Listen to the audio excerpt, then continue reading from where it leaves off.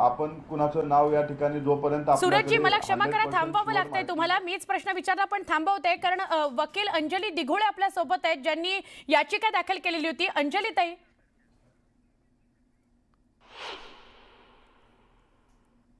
ताई, अटक वॉरंट निघालंय, काय सांगाल?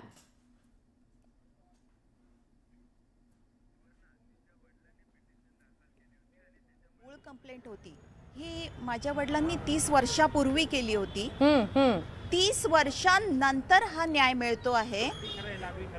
या दरम्यान कोकाटे यांनी वेगवेगळी पदं भूषवली आहेत ज्यासाठी ते पात्र नव्हते, पण तरी सुद्धा त्यांनी हा उपभोग घेतलेला आहे. कमीत कमी आज तरी माननीय मुख्यमंत्री साहेबांनी त्यांना राजीनामा देण्यास भाग पाडायला पाहिजे असं वाटतं.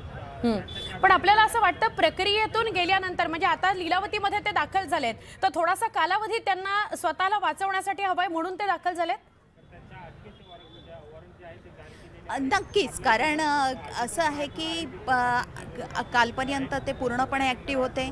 आज काल सत्र न्यायालयाचा निर्णय लागला त्यावेळी त्यांनी हजर राहणं हे मॅन्डेटरी असताना ते हजर राहिले नाही. अटक टाळण्यासाठी ते दूर राहिले आणि त्यानंतरही आज जेव्हा सत्र न्यायालयाच्या डायरेक्टिव्हजप्रमाणे कनिष्ठ न्यायालयाने अटक वॉरंट जारी केलं त्यावेळेस त्यांनी हजर राहणं हे गरजेचं आहे.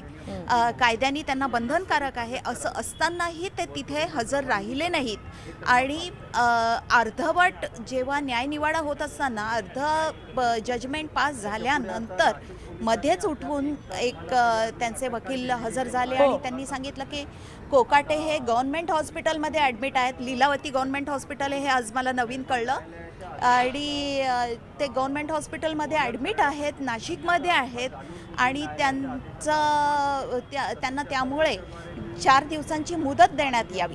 पण असं पण अंजलीजी, मधल्या काळामध्ये जी चर्चा होत होती की आता राष्ट्रवादी काँग्रेस सत्तेत आलं, मंत्रीपद त्यांना मिळालं म्हणून पुन्हा एकदा हा विषय पुढे आला आणि इतक्या वेगानं हालचाली घडल्या कोर्टाच्या पातळीवर. या टीकेला तुम्ही काय सांगाल?